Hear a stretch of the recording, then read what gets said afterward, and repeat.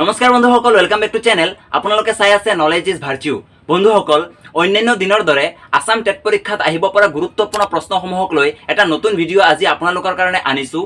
এই ভিডিঅ'টো আপোনালোকে অন্তিম সময়লৈ চাব, কাৰণ আজিৰ ভিডিঅ'ত আমি আলোচনা কৰিম বৌদ্ধ ধৰ্ম আৰু জৈন ধৰ্মৰ ওপৰত। পৰীক্ষাত কিছু প্ৰশ্ন ইয়াৰ পৰা আহিবলগীয়া আছে। এইটো ভিডিঅ' চোৱাৰ পিছত বৌদ্ধ আৰু জৈন ধৰ্ম সম্পৰ্কে আপোনালোকে অন্য কোনো ভিডিঅ' চোৱাৰ প্ৰয়োজন নহ'ব। গতিকে বলক আমি পলম নকৰাকৈ ভিডিঅ'টো আৰম্ভ কৰোঁ। ইয়াৰ পূৰ্বে আপোনালোক সকলোলৈ শাৰদীয় দুৰ্গা উৎসৱৰ শুভেচ্ছা জ্ঞাপন কৰিলোঁ। চাওক, প্ৰথম যিটো প্ৰশ্ন দিছে যে বৌদ্ধ দৰ্শনৰ মূল গ্ৰন্থখনক কি নামেৰে জনা যায়। এইটো খুব সহজ। বৌদ্ধ দৰ্শনৰ মূল যিটো গ্ৰন্থ আছে সেই গ্ৰন্থখনক ত্ৰিপিটক নামেৰে জনা যায়। সেইটো আপোনালোক সকলোৱে জানে। ত্ৰিপিটক, ত্ৰি শব্দটোৱে তিনি বুজাইছে আৰু পিটক, ত্ৰিপিটক একচুৱেলি তিনিটা পিটকৰ সমষ্টি। সেই তিনিটা পিটক কি কি? বিনয়, সূত্ত আৰু অভিধৰ্ম পিটক। তিনিখন পিটক আছে, বিনয়, সূত্ত আৰু অভিধৰ্ম পিটক। এই তিনিখন পিটকত বেলেগ বেলেগ বিষয় কিছুমান অন্তৰ্ভুক্ত কৰা আছে। বিনয় পিটকটো যদি আপোনালোকে চায়, বিনয় পিটকত বিশেষকৈ বৌদ্ধ ভিক্ষুসকলে কেনেকুৱা জীৱন ধাৰণ কৰিব সেই ৰীতি নীতি সম্পৰ্কে উল্লেখ আছে। সূত্ত পিটকত বুদ্ধদেৱৰ যিবোৰ শিকনি, ধৰ্মীয় শিকনি, এই শিকনিসমূহ অন্তৰ্ভুক্ত কৰা আছে। আৰু অভিধৰ্ম পিটকত কি আছে? অভিধৰ্ম পিটকত দাৰ্শনিক তত্ত্বৰ অৱতাৰণা কৰা আছে। গতিকে সেইটো আপোনালোকে মনত ৰাখিব। এই দ্বিতীয় প্ৰশ্নটো এইটোৱেই কৈছে, চাওক, বুদ্ধৰ মূল শিকনিসমূহ কোনখন পিটকৰ অন্তৰ্ভুক্ত? ইতিমধ্যে আলোচনা কৰিছোঁ যে সূত্ত, এইটো সূত্ৰ বুলিও কোৱা হয়, সূত্ত বা সূত্ৰ পিটকত বুদ্ধৰ মূল শিকনিসমূহ কি কৰা আছে? অন্তৰ্ভুক্ত কৰা আছে। কোনগৰাকী মহাপুৰুষক লাইট অফ এছিয়া বা এনলাইটেণ্ড ওৱান নামেৰে জনা যায়? লাইট অফ এছিয়া বা এনলাইটেণ্ড ওৱান নামেৰে কোনগৰাকী মহাপুৰুষক জনা যায়? মহৰ্ষি বুদ্ধদেৱক কি নামেৰে জনা যায়? এনলাইটেণ্ড ওৱান বা লাইট অফ এছিয়া নামেৰে গৌতম বুদ্ধক জনা যায়। মনত ৰাখিব, গৌতম বুদ্ধক লাইট অফ এছিয়া বা এনলাইটেণ্ড ওৱান নামেৰে জনা যায়। বুদ্ধদেৱে বুদ্ধিত্ব প্ৰাপ্ত ঠাইখনক বৰ্তমান কি নামেৰে জনা যায়? বা এনেকুৱা আহিব পাৰে যে বুদ্ধদেৱে কোনখন ঠাইত কি লাভ কৰিছিল? বুদ্ধিত্ব প্ৰাপ্ত কৰিছিল। বুদ্ধদেৱে বুদ্ধগয়া নামৰ এখন ঠাই আছে। সেই বুদ্ধগয়াত কি লাভ কৰিছিল? বুদ্ধিত্ব প্ৰাপ্ত কৰিছিল, অৰ্থাৎ পৰম জ্ঞান লাভ কৰিছিল।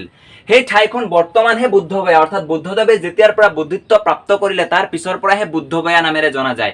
ইয়াৰ পূৰ্বে কিন্তু সেই ঠাইখনক উৰুবিল্ব নামেৰে জনা গৈছিল। উৰুবিল্ব, মনত ৰাখিব, উৰুবিল্ব নামেৰে জনা গৈছিল। বুদ্ধগয়াত এখনি বৃক্ষৰ তলত, এখনি আহত বৃক্ষৰ তলত বুদ্ধদেৱে তপস্যাত নিমগ্ন হৈছিল। সেই তপস্যাত তেখেতে পৰম জ্ঞান লাভ কৰিছিল, অৰ্থাৎ বুদ্ধিত্ব প্ৰাপ্ত কৰিছিল। সেই বৃক্ষ যিটো আহত গছ, সেই আহত গছখনকো বৰ্তমান কি নামেৰে জনা যায়? বোধিদ্ৰুম বৃক্ষ।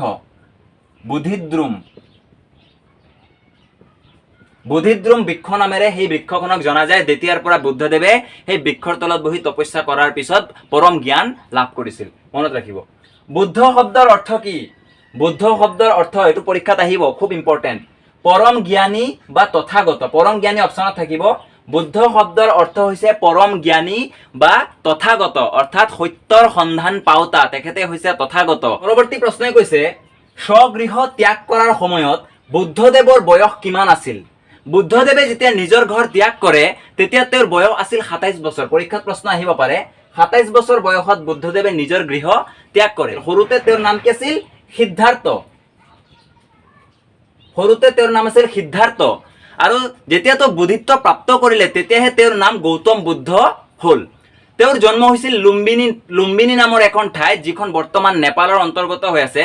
লুম্বিনী নামৰ ঠাইত তেওঁৰ জন্ম হৈছিল। তেওঁৰ পিতৃ আছিল কোন? শুদ্ধোধন, আৰু মাতৃ আছিল মায়াদেৱী। শুদ্ধোধন কি আছিল? শাসক ৰাজ্যৰ এজন ৰজা আছিল, এগৰাকী শাসক আছিল।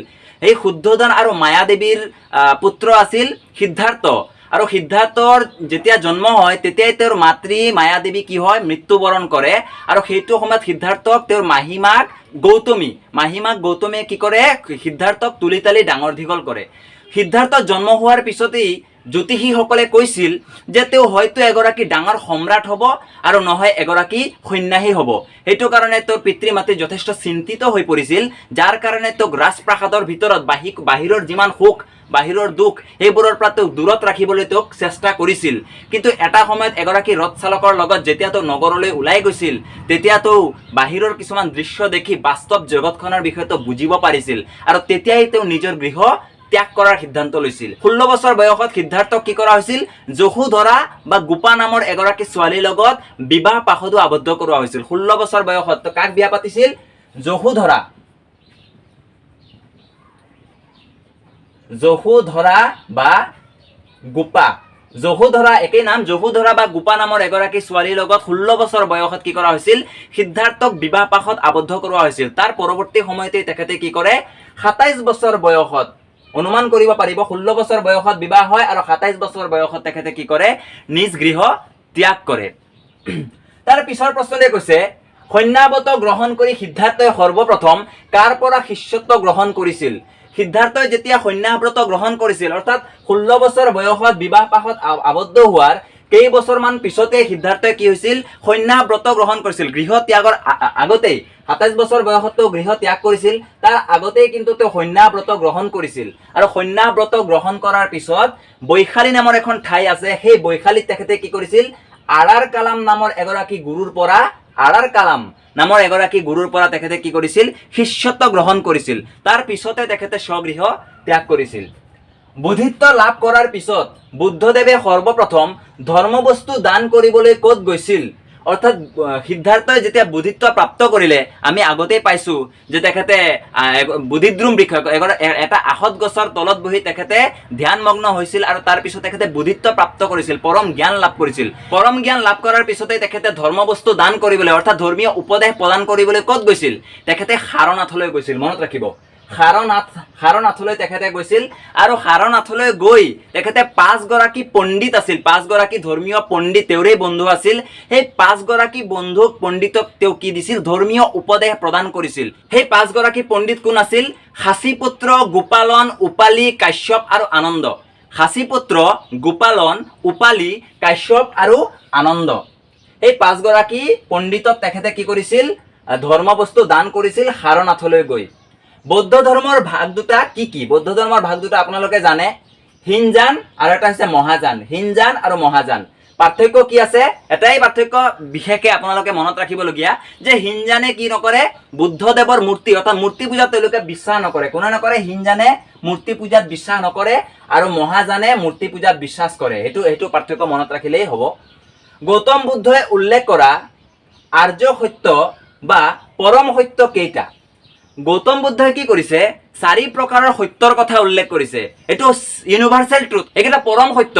এই সত্যকেইটা কি কি? এই সত্যকেইটা হৈছে, এটা সত্য হৈছে দুখ। মানুহৰ জীৱনত দুখ, সকলো মানুহৰ জীৱনতেই দুখ আছে। পৃথিৱীত এনেকুৱা কোনো মানুহ নাই যাৰ নেকি দুখ নাই। গতিকে এই যিটো দুখ, এইটো হৈছে পৰম সত্য, ইউনিভাৰ্চেল ট্ৰুথ। দ্বিতীয় যিটো সত্য, প্ৰত্যেকটো দুখেৰেই কিবা না কিবা এটা কাৰণ থাকে। এই কাৰণ যিটো সেইটো হৈছে কি? দ্বিতীয় ধৰণৰ সত্য। তৃতীয় সত্যটো হৈছে সেই দুখৰ পৰা আমি কি কৰিব পাৰো? মুক্তি লাভ কৰিব পাৰো। কোনটো মাধ্যমত? সঠিক পথ অনুসৰণ কৰি কি কৰিব পাৰো? মুক্তি লাভ কৰিব পাৰো। যে মুক্তি লাভ কৰিব পাৰো, সমাপ্তি হয়, সেইটো হৈছে তৃতীয় সত্য। আৰু চতুৰ্থ সত্য কোনটো?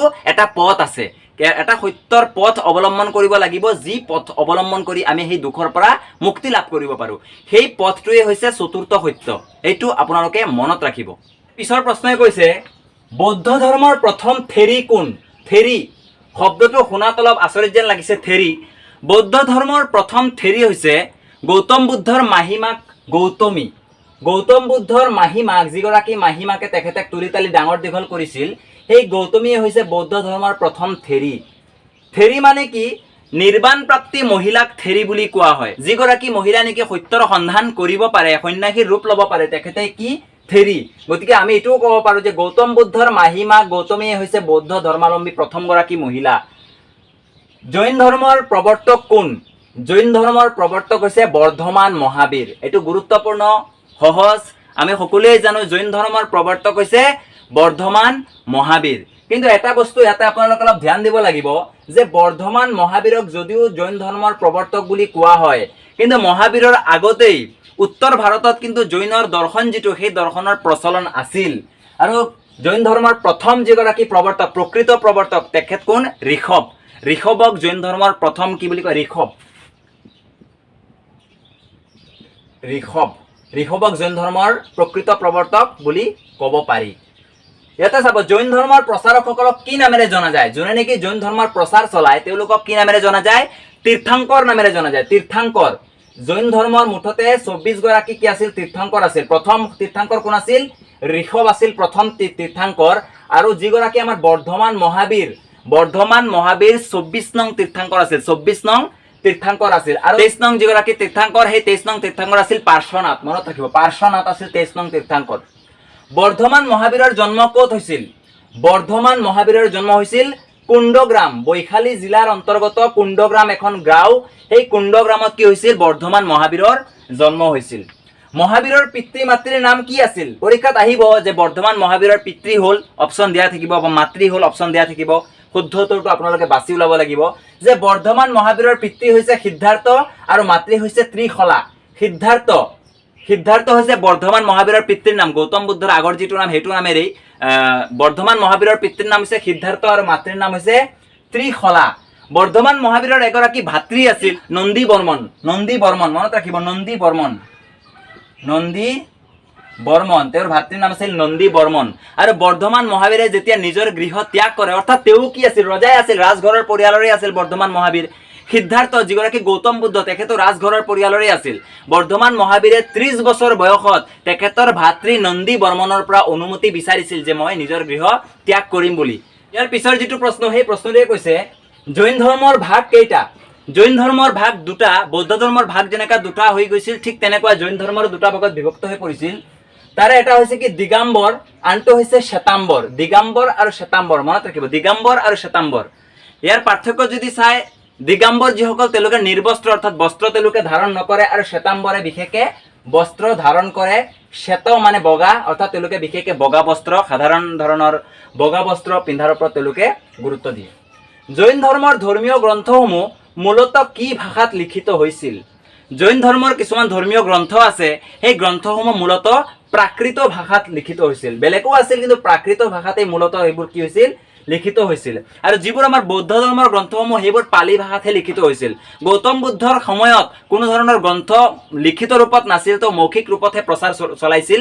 কিন্তু গৌতম বুদ্ধৰ পৰৱৰ্তী সময়ত তেওঁৰ পৰৱৰ্তী যিসকল সন্ন্যাসী, সাধু সন্ন্যাসী আছে, বৌদ্ধ ভিক্ষু আছে, তেওঁলোকে কি কৰিছিল? লিখিত ৰূপত পালি ভাষাত তেওঁলোকে সেইবোৰ লিখিত ৰূপ দিছিল। আৰু জৈন ধৰ্মৰ ধৰ্মীয় গ্ৰন্থসমূহ বিশেষকৈ প্ৰাকৃত ভাষাত লিখিত দিয়া হৈছিল। এতিয়া চাওক, যিটো জৈন ধৰ্ম, সেই ধৰ্মটো যথেষ্ট কটকটীয়া, নীতি নিয়ম যথেষ্ট কটকটীয়া। গতিকে বৰ্তমান সময়তো এনেকা নহয় জৈন ধৰ্ম নাই, বৰ্তমান সময়তো জৈন ধৰ্ম আমাৰ ভাৰতত বিৰাজমান আছে। কিন্তু বেছিভাগ ক্ষেত্ৰতে কিন্তু এই শ্বেতাম্বৰ যিটো আছে, এই শ্বেতাম্বৰ ধৰণটোহে বেছিভাগ ক্ষেত্ৰত দেখিবলৈ পোৱা যায়। কাৰণ জৈন ধৰ্মই মূৰ্তি পূজাত সম্পূৰ্ণৰূপে বিশ্বাস কৰা নাই, বিশেষকৈ প্ৰকৃতিৰ ওপৰত তেওঁলোকে গুৰুত্ব আৰোপ কৰিছে। নীতি নিয়ম যথেষ্ট কটকটীয়া, আৰু যিহেতু প্ৰাকৃত ভাষাতে তেওঁলোকৰ গ্ৰন্থসমূহ লিখিত ৰূপত পোৱা গৈছিল, সেইকাৰণে এই ধৰ্মটো বিশেষভাৱে স্প্ৰেডিং হোৱা নাই। বন্ধুসকল, আজিৰ ভিডিঅ' আমি ইয়াতে সামৰণি মাৰিলোঁ। যদি আপোনালোকৰ কিবা প্ৰশ্ন আছে, যদি কিবা নুবুজা আছে, তেনেহ'লে কমেণ্ট ছেকশ্যনত জনাব। শেষত যদি ভিডিঅ'টো ভাল পাইছে তেনেহ'লে এটা লাইক কৰিব আৰু চেনেলটো ছাবস্ক্ৰাইব কৰি আমাৰ মনোবল বৃদ্ধি কৰিব। জয় আই অসম।